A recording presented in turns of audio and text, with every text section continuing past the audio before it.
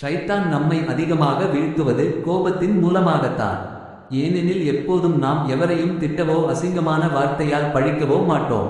ஆனால் கோபம் வந்தால் திட்டுகிறோம்.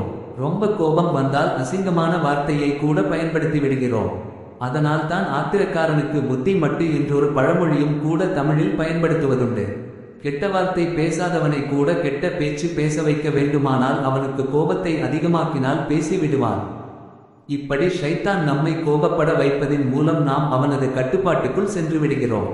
நாம் அவனது கட்டுப்பாட்டுக்குள் செல்லும் போது கண் மூக்கு தெரியாமல் எதை வேண்டுமானாலும் செய்ய துணிந்து விடுகிறோம்.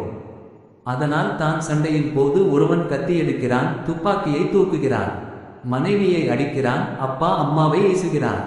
எனவேதான் இதிலிருந்து பாதுகாப்பு தேடுவதையும் நபியவர்கள் நமக்கு கற்றுத் தந்துள்ளார்கள்.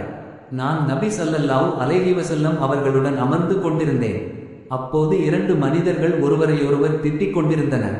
அவர்களில் ஒருவரின் முகம் கோபத்தால் சிவந்து விட்டது. அவருடைய தொண்டை நரம்பு புடைத்து கொண்டது.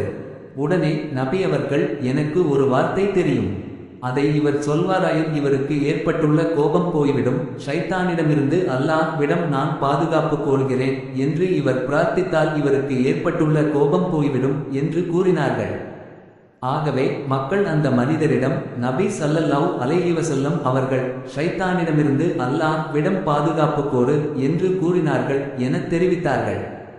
அதற்கு அவர், எனக்கு பைத்தியம் பிடித்திருக்கிறதா என்று கேட்டார். எனவே கோபம் வருகிற போது அஊது பில்லாஹி மினஷ் ஷைத்தானிர் ரஜீம் என்று சொன்னால் கண்டிப்பாக கோபம் குறையும். கோபத்திலிருந்து நமது மனநிலை இறங்கிவிடும். அல்லாஹ்வுடைய தூதர் சொல்லி தருவதை மனப்பூர்வமாக ஏற்றுக்கொண்டு ஒருவன் சொன்னால் கண்டிப்பாக கோபம் நீங்கும் என்பதை நாம் உறுதியாக நம்ப வேண்டும்.